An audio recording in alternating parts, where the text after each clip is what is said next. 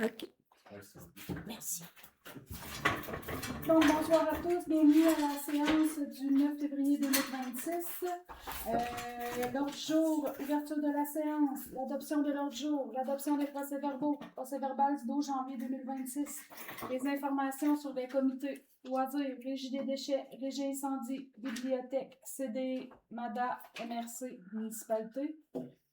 Pour l'administration, l'approbation des comptes payés et à payer, la nomination d'adjointe à la direction, l'adoption du règlement 222-2026, deuxième projet. En 5.4, le balayage des rues. 5.5, demande Québec, Bel Canada. 5.6, appui demande CDE. 5.7, résolution d'appui UMQ. 5.8, résolution d'appui le communautaire à bout. En 6, Varia et affaires nouvelles. 6.1, permis de construction du mois de janvier 2026. 6.2, rapport du Canadien national. En 7, période de questions. En 8, clôture de la séance. Est-ce qu'on a quelqu'un qui a quelque chose à ajouter? Non, on a quelqu'un qui fait la proposition. Il faudrait rajouter à 5.2 décaler les autres parce que je viens de voir que ça n'a pas enregistré. Ajustement salaire pour le 5.2, puis après ça, les autres, là, décaler-les de 1. Je comprends pas pourquoi ça n'a pas enregistré. Avec le changement. René, est-ce que tu es toujours en accord? René, secondé par Benoît.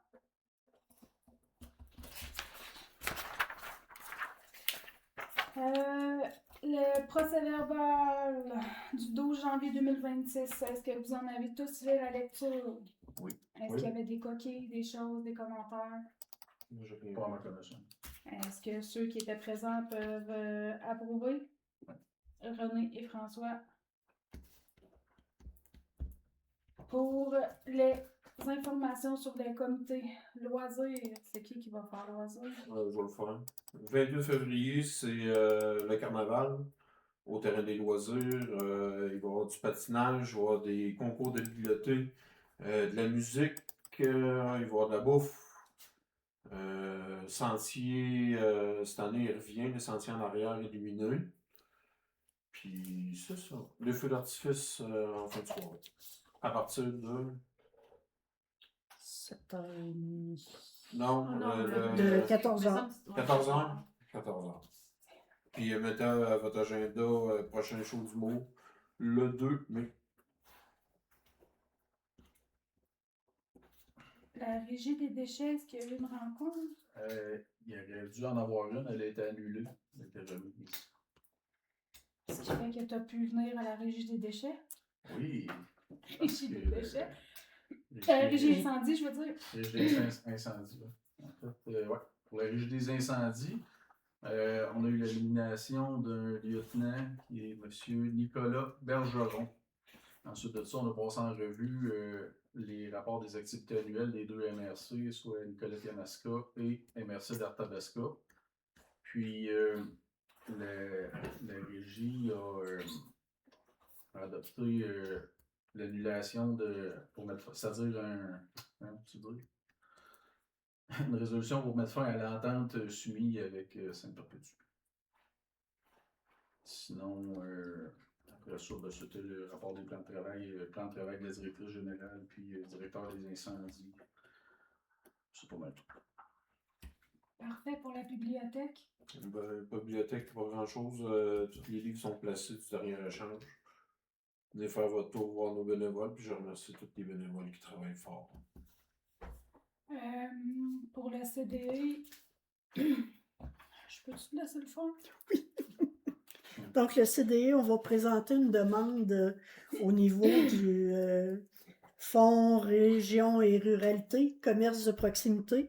Puis la demande totalise 150 000. L'Assemblée générale annuelle du CDE, le 19 février prochain, à 18h30, ici au bureau municipal. Et on va faire le souper reconnaissance pour les bénévoles qui travaillent au Petit Café le vendredi 20 février. La MADA? La MADA, on a notre première réunion le 24 février. Il n'y a pas rien d'autre à...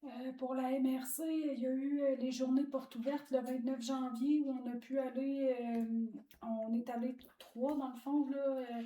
Lynn et Saül m'ont accompagné visiter les différents départements, comment fonctionne le tout.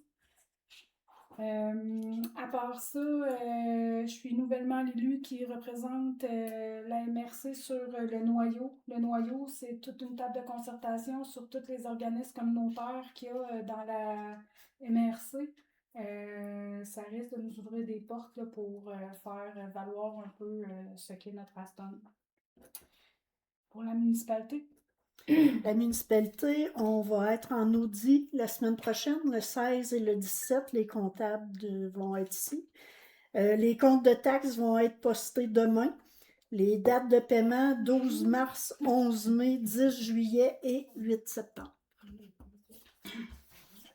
Comment t'as appelé ça tantôt, une lettre d'amour? C'est la lettre d'amour de la municipalité pour ses citoyens. On l'a eu d'avance. Donc, dans l'administration, 5.1, l'approbation des comptes payés à payer. Il y a une liste là. Sinon, pour les conseillers, vous avez pris connaissance de tout ça. Est-ce que vous avez des questions? Des interrogations? Non, ça va. Est-ce qu'on a une proposition? Liliane et René. Nomination. 5.2, ajustement salaire. Ça n'avait pas d'écrit là. Non, je ne sais pas pourquoi ça n'a pas rentré.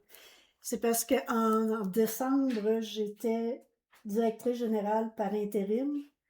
Et il faut adopter le salaire qui est à verser en fonction de du poste, parce que le salaire qui a été versé était uniquement mon salaire d'adjoint. Puis pour les comptables, ça prend une résolution. Est-ce qu'on a une résolution pour... Est-ce qu'on a une proposition pour Lynn Pellerin?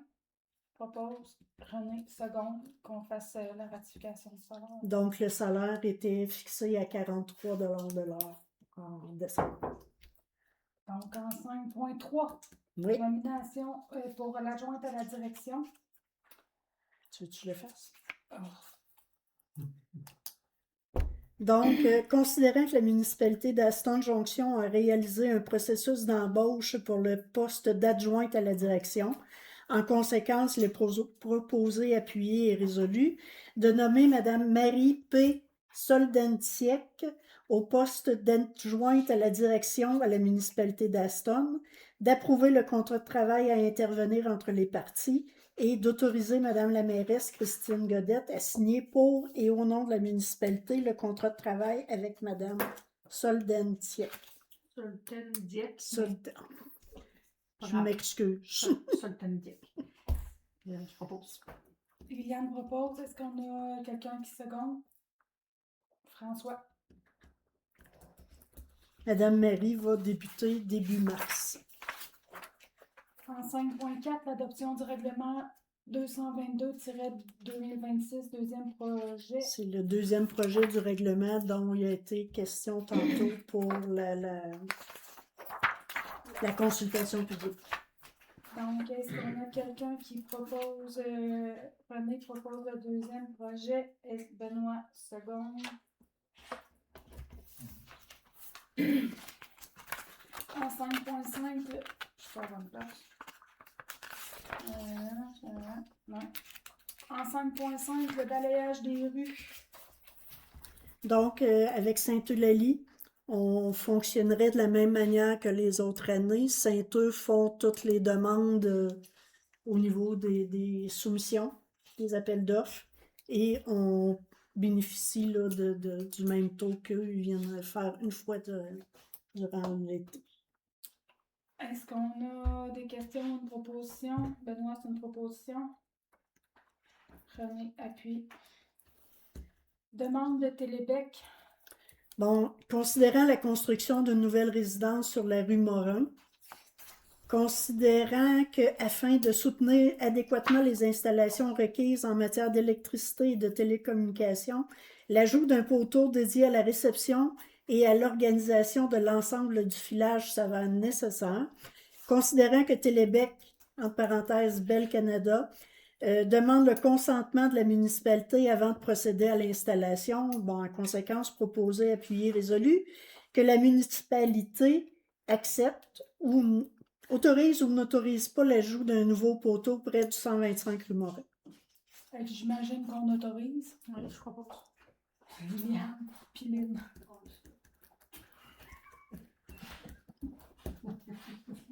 Ça a arrêté maudit rendu là, hein? Ils sont précieux, les maudits poteaux. C'est ça. Ils sont difficiles à avoir. Ah, du terrain. Appui, demande CD.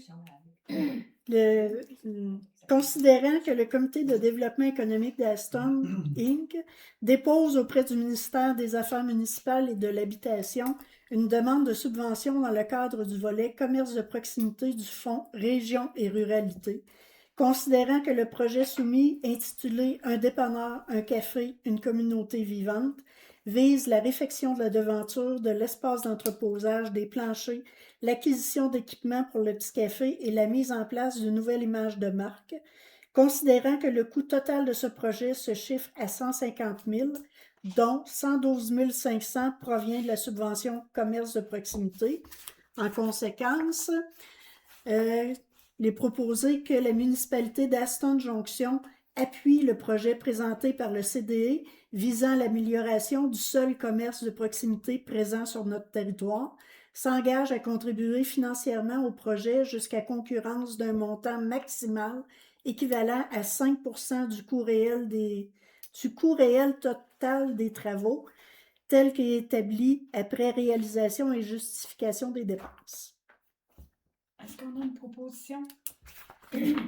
Lynn? François, appuie. Résolution d'appui à l'UMQ. Attendu que le programme de l'expérience québécoise, le PEQ, qui constituait une voie rapide vers la résidence permanente pour les travailleuses déjà établies au Québec et les diplômés du Québec, a été aboli le 19 novembre 2025 par le gouvernement du Québec. Attendu que cette abolition a laissé sans solution de nombreuses personnes en emploi, notamment les travailleuses et travailleurs non qualifiés, malgré leur contribution essentielle à la vitalité des collectivités partout au Québec. Attendu que le gouvernement du Canada a imposé des restrictions au programme des travailleurs étrangers temporaires à l'automne 2024, qui causent depuis près d'1 an des pertes importantes de main-d'œuvre dans l'entreprise incapable de renouveler les permis de leurs travailleurs et travailleuses. Attendu que les restrictions du PTET ont des impacts économiques majeurs, incluant des risques de fermeture pour 35 % des entreprises concernées. Attendu que l'ensemble des régions du Québec sont aux prises avec une pénurie de main-d'œuvre structurelle et que le recours aux travailleuses et travailleurs étrangers temporaires demeure indispensable pour la vitalité de secteurs clés tels que la construction, la fabrication, la santé, la transformation alimentaire, les services de proximité et l'industrie touristique. Attendu que l'abolition du PEQ a accru l'urgence d'agir pour le renouvellement des permis des travailleuses et des travailleurs étrangers temporaires. Attendu que l'Union des municipalités du Québec considère que les mesures annoncées dans le programme de sélection des travailleurs qualifiés demeurent insuffisantes pour corriger les effets de l'abolition du PEQ et demande la mise en place d'une clause de droit acquis pour les orphelins du PEQ, ainsi que l'abandon des restrictions imposées par le PTET et une clause de droit acquis pour les travailleuses et travailleurs concernés, attendu que selon le sondage léger commandé par l'UMQ, 79 % de la population estime que la planification de l'immigration doit refléter les besoins de toutes les régions et permettre aux travailleuses et travailleurs établis de rester au Québec. En conséquence, proposé appuyer que la municipalité d'Aston appuie les demandes de l'UMQ en immigration, soit de demander au gouvernement du Québec la mise en place d'une clause de droit acquis pour les orphelins du PEQ, au gouvernement du Canada la mise en place d'une clause de droit acquis pour les travailleuses et travailleurs du PTET déjà au pays. Il me manque une page. Les mesures transitoires claires et flexibles permettant aux entreprises de consolider les travailleuses et travailleurs étrangers déjà en poste et d'en recruter où les besoins sont critiques. Le rétablissement du processus de traitement simplifié puis des solutions réellement adaptées aux besoins des PME québécoises. Que copie de cette résolution soit transmise aux personnes et organismes suivants. Jean-François Roberge, André Amorin, André Fonté-Chila, Paul Saint-Pierre Plamondon, Patty Adjou, en tout cas, Joël Lindbaum, ça, Pierre Paulus, Alexandre Boulris, Alexis Brunel Duceppe, Donald Martel, Louis Plamondon et l'Union des municipalités du Québec. Là, il y avait tout leur titre, là, mais je vous ai épargné avec ça. Est-ce qu'on a une proposition pour appuyer l'UMQ? René? Benoît? Merci. Une résolution d'appui à la communauté à bout. Le communautaire. à Comme bout. moi, ça se dirait mieux, effectivement. Considérant que les organismes communautaires autonomes du Québec font face à un sous-financement chronique qui fragilise leurs services à la population et les conditions de travail de leurs intervenants, considérant que les organismes communautaires sont une composante essentielle du filet social en offrant des services de proximité, en créant des liens humains précieux et en contribuant à la justice sociale et au bien commun, considérant que malgré de multiples démarches pacifiques, pétitions, représentations, manifestations, les revendications pour un financement adéquat et récurrent n'ont pas obtenu de réponse satisfaisante, considérant que la grève sociale est un moyen de pression légitime déjà reconnu dans d'autres secteurs, éducation, santé, milieu syndical, et qu'il est nécessaire pour les organismes communautaires de se faire entendre avec la même force. Considérant que la mobilisation régionale actuelle, incluant les organismes communautaires de la Mauricie-Centre du Québec, vise à revendiquer un réinvestissement public jusqu'à l'équivalence de 98 millions pour la région Mauricie-Centre du Québec. Considérant que la reconnaissance et le soutien des municipalités locales constituent un appui moral et politique important dans cette lutte collective.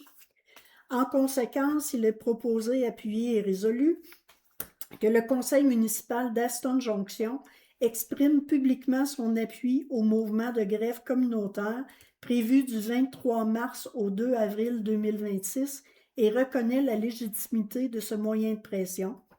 Que la municipalité manifeste sa solidarité avec les organismes communautaires de son territoire et de la région dans leur lutte pour un financement adéquat et des conditions de travail décentes. Que la présente résolution soit transmise au gouvernement du Québec, aux députés de la région ainsi qu'aux instances régionales concernées afin de témoigner de l'appui d'Aston Jonction au mouvement communautaire. C'est pour en faire la proposition. René, est-ce qu'on a quelqu'un pour appuyer Lynn? Varia et Affaires nouvelles. Permis de construction du mois de janvier 2026. Il y a eu l'émission d'un permis pour une valeur de 15 000 $. Rapport du Canadien national, les statistiques des matières transportées du Canadien national ont été déposées aux membres du Conseil. On est rendu à la période de questions. Est-ce que nous avons des questions dans la salle?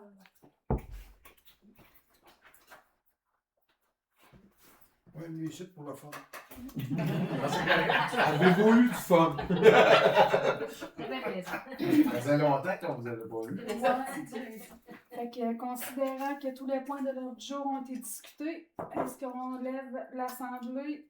René et Liliane, 7h19.